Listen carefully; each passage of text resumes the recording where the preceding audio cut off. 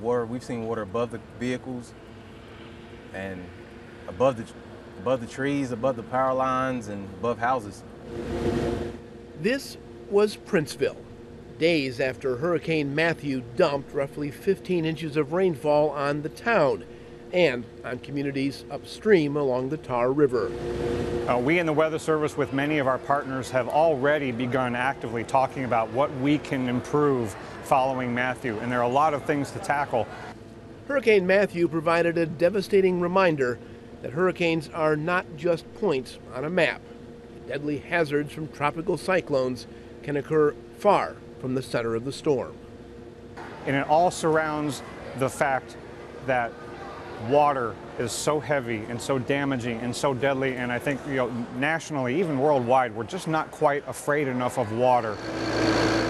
So, starting with the 2017 hurricane season, the National Weather Service will start giving water, a hurricane's deadliest threat, its own alert.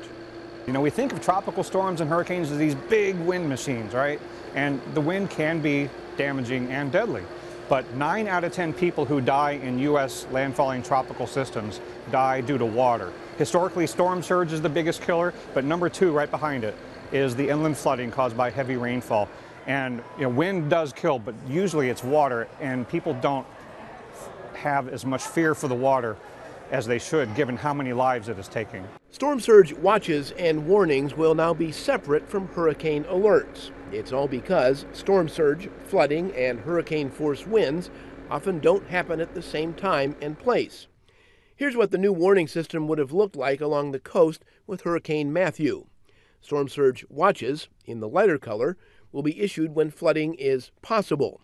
Storm surge warnings, in the darker color, will be issued when flooding is expected.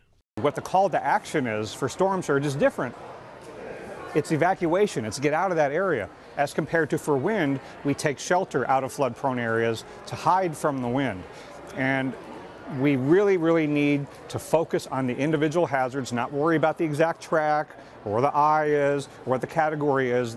The storm surge watches and warnings will highlight where the storm surge threat is really life-threatening. Hurricane Matthew was a Category 1 storm when it arrived in North Carolina. It's the heavy rains associated with the hurricane that triggered the inland flooding. So, the National Hurricane Center plans to make inland flood threats more visible in maps and warnings. Local flash flood watches and warnings will also be updated in real time. And the Hurricane Center will highlight forecasts from its sister agency, the Weather Prediction Center, which focuses on local flood warnings and excessive rainfall outlooks. It's very important for us to understand how the public is perceiving our information so that people can make their plan ready and early. And what we call that is preparing America to be a weather-ready nation.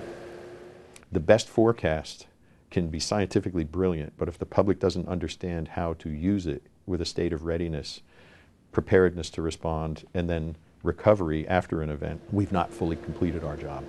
The new forecast tools are an immediate response to the lessons learned from Hurricane Matthew. The U.S. Department of Homeland Security's Coastal Resilience Center of Excellence, based at UNC Chapel Hill, is studying longer-term responses. We have a good understanding of the risks that we face in, for example, eastern North Carolina. We have one of the best floodplain mapping programs in the country. However, taking what we know about risk and conveying it to effective policy and good planning is one of the challenges. We found that the risk assessments were actually quite strong, but we found a disconnect between the findings of the risk assessment and the adoption of risk reduction policies. We also found that very few of the plans address land use as a proactive risk reduction strategy, so limiting future development in harm's way.